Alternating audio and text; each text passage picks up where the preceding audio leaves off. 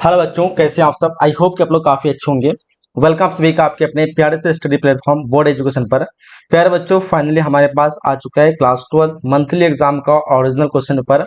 और बिल्कुल आप लोग को आज इस क्लास को ध्यान से देखना है। जो भी आप लोग एग्जाम नहीं दिए हैं, आप लोग फटाफट से इस क्लास को देख करके पूरी तरह से तैयारी कर सकते हैं और एग्जाम में जाकर के पूरा का पूरा आप लोग पूरा 100% बना सकते हैं। बाकी आप लोग जो अगर एग्जाम दे देंगे उसके बाद देखेंगे तो आप लोग मिला लीजिएगा कितना क्वेश्चन आपने सही करके आया। ठीक है, बाकी सारी चीज आप लोगों को पता होगा। 1 घंटा 30 मिनट का समय दी जा रही है और टोटल जो आपको पूछेंगे 30 क्वेश्चन, 30 में से आपको 25 का उत्तर देना है। ठीक है, बाकी 2025 की बेहतर तैयारी के लिए आप इस चैनल को सब्सक्राइब कर सकते हैं ताकि आपको आने वाली क्लास के नोटिफिकेशन सबसे पहले मिल सके, क्योंकि यहाँ पे पूरी तरह से आपको जो है तैयारी कराया जाता है 2025 का। ठीक है, और बिल्कुल आप लोग अच्छी तरह से तैयारी कर सकते हैं। बाकी अधिक जानकारी के लिए आप दिए गए नंबर पे कॉल करके आप लोग एडमिशन कर सकते हैं, जहाँ पे और बेहतर तरीके से आप तैयारी कर पाएंगे। नोट्स, लाइव क्लास, पीडीएफ, ई बुक और क्या कहते हैं model paper, previous paper, special guest question, ठीक है, ऑनलाइन टेस्ट, ये सारी सुविधा आप लोग को मिलेगी क्लास ज्वाइन होने के बाद। बाकी फ्री में तैयारी करना चाहते हैं तो इस चैनल से जुड़ जाइए सब्सक्राइब करके। ठीक है, तो चलिए हम लोग फाइनली बढ़ते हैं क्वेश्चन की तरफ और स्टार्ट करते हैं फर्स्ट नंबर क्वेश्चन से। ठीक है, चलिए तो देखिएगा फर्स्ट क्वेश्चन आपके स्क्रीन पे आ चुका है और इससे पहले आप लोग देख लीजिए 1 से 30 तक आप लोग को क्वेश्चन पूछे जाएंगे, इसमें से 25 का ही आप लोग को उत्तर देना होगा। ठीक है, और आप लोग को तो सारी चीजें पता होगा। और चलिए हम लोग फर्स्ट नंबर क्वेश्चन से शुरू करते हैं। थोड़ा सा इसको जूम कर ले ताकि आप लोग को और बेहतर तरीके से आप लोग देख पाए। देखिएगा पहला क्वेश्चन आपको क्या पूछ रखा है और काफी इजी क्वेश्चन है। थोड़ा सा आपको क्वेश्चन अलग अलग घुमा के पूछे तो लोग कंफ्यूज नहीं होना है। पूछ रखा है मोहनजोदड़ो का उदय कब हुआ था। फर्स्ट नंबर क्वेश्चन का आप लोग को जो राइट आंसर लगा देना है वो हो जाएगा यहाँ पे 15वीं शताब्दी ईसा पूर्व। सॉरी महाजनपद है, महाजनपद का उदय पूछ रखा है, तो महाजनपद का उदय हुआ था 6वीं शताब्दी ईसा पूर्व। ठीक है, काफी सिंपल इजी सा क्वेश्चन है। 6वीं शताब्दी ईसा पूर्व में महाजनपद का उदय हुआ था। ठीक है, और सबसे पहला जो महाजनपद, सबसे शक्तिशाली महाजनपद मगध बन करके आया था। अंगुत्तर निकाय का संबंध किस धर्म से है, ये क्वेश्चन मैंने आप लोगों को पढ़ाया था और सबको पता होगा। ये जो है बौद्ध धर्म से है। ठीक है, जिस प्रकार से अलग अलग धर्म का ग्रंथ होता है, हिंदू का गीता, ठीक है, और मुस्लिम का कुरान, और क्या कहते हैं कि अलग अलग धर्म का, तो उसी तरह बौद्ध धर्म का जो अंगुत्तर निकाय होता है। ठीक है, क्वेश्चन नंबर तीसरा देखिएगा ध्यान से, पूछ रखा गणतंत्रिका व्यवस्था जो है वो किस महाजनपद में थी। तो गणतंत्रिका व्यवस्था थी, इनमें से वो कौन से महाजनपद है जहाँ पे थी। क्या वो मगध होगा, अंग होगा, वज्जी होगा या फिर काशी होगा।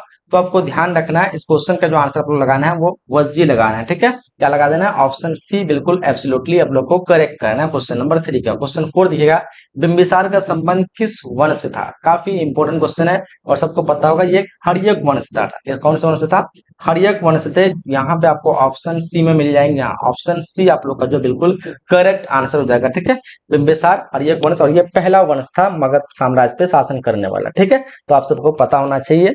और अगला क्वेश्चन 5 पूछ रखा हम लोग को, मगध में नंद वंश का संस्थापक कौन था। मगध में नंद वंश का संस्थापक जो था आप सबको पता होगा, महापद्मानंद जो है वो मगध में नंद वंश के संस्थापक थे। तो आंसर हम लोग को सी पे राइट कर देना है। क्या लगा देना है, ऑप्शन सी बिल्कुल राइट होगा।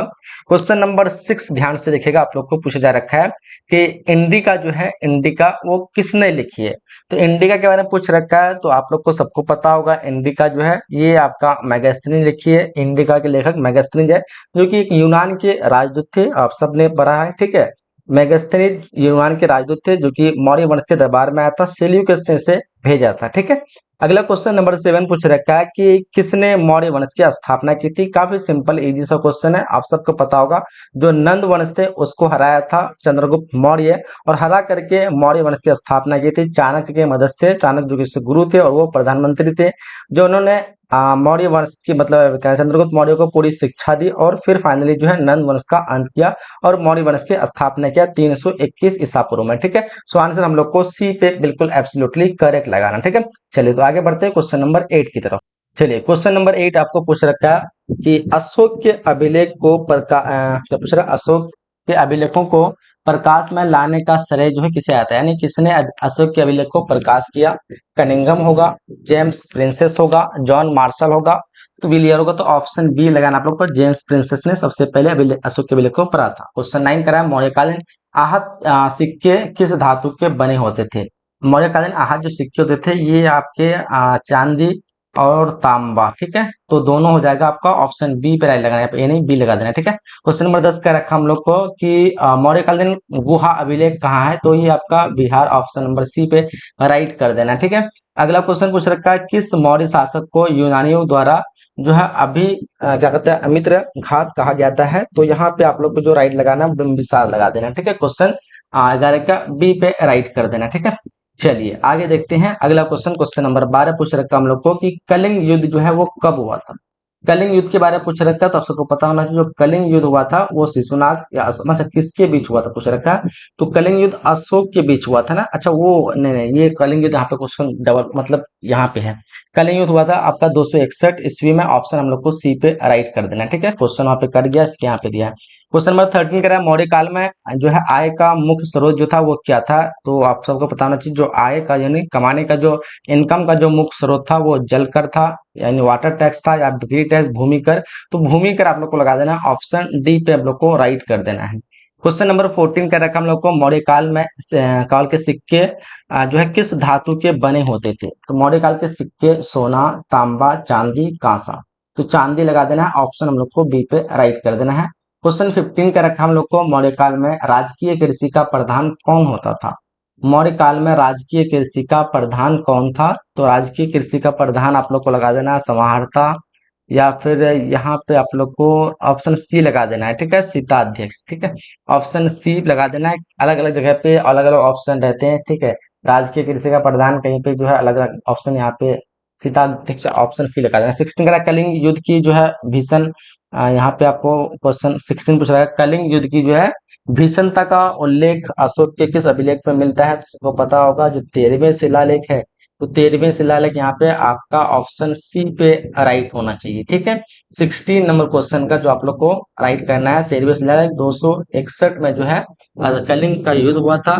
ठीक है, तो आप लोग को पता होना चाहिए, ये ऑप्शन सी पे राइट करेंगे। धम्म के प्रसार के लिए किसने धम्म महामात्रा नामक जो है पदाधिकारी नियुक्त किया था, सबको पता होगा जो अशोक ने बौद्ध धर्म के प्रचार प्रसार हेतु अलग अलग धर्म महामात्रा नियुक्त किए थे, तो अशोक हो जाएगा, ऑप्शन हम लोग को सी पे राइट लगा देना। ठीक है, चलिए आगे बढ़ते हैं अगला क्वेश्चन। क्वेश्चन नंबर यहाँ पे 18 हम लोग को पूछ रखा है मैगस्थनीज ने मौर्य काल के किस नगर के प्रशासन का वर्णन किया है, तो मैगस्थनीज ने किस तरह किया होगा, अयोध्या होगा, पाटलिपुत्र या फिर बनारस। तो मैगस्थनीज कहाँ आया था, मौर्य काल के दौरान में आया था। मौर्य काल कहाँ राजधानी कहाँ थी, पाटलिपुत्र थी, तो पाटलिपुत्र हो जाएगा यहाँ पे। 18 नंबर क्वेश्चन का जो आप लोग को राइट लगा देना है वो ऑप्शन डी लगा देना है, पाटलिपुत्र। 19 नंबर क्वेश्चन करा है कि क्या कहते हैं मीनांडर और नागसेन के क्या कहते हैं वार्तालाप का वर्णन किस बुद्ध ग्रंथ में मिलता है। तो देखो यहाँ पे इस क्वेश्चन का जो राइट आंसर हो जाएगा आपका ऑप्शन नंबर सी लगा देना है यहाँ पे। मिल्द क्या कहते हैं कि सॉरी, क्वेश्चन नंबर 20 पूछ रखा हम लोग को कि अष्टाध्यायी किसने जो है लिखी है, तो क्वेश्चन नंबर 20 का जो आप लोग को राइट करना है अष्टाध्यायी पतंजलि, पाणिनि, कौटिल्य, कालिदास। अष्टाध्यायी आपका पाणिनि, ऑप्शन सी पे आप लोग को राइट कर देना है। 21 नंबर क्वेश्चन करा कि जूनागढ़ अभिलेख जो है किसने लिखवाया, तो जूनागढ़ का अभिलेख जो लिखवाया था वो आपका चंद्रगुप्त मौर्य ने। ठीक है, ऑप्शन ए पे हम लोग को राइट कर देना है।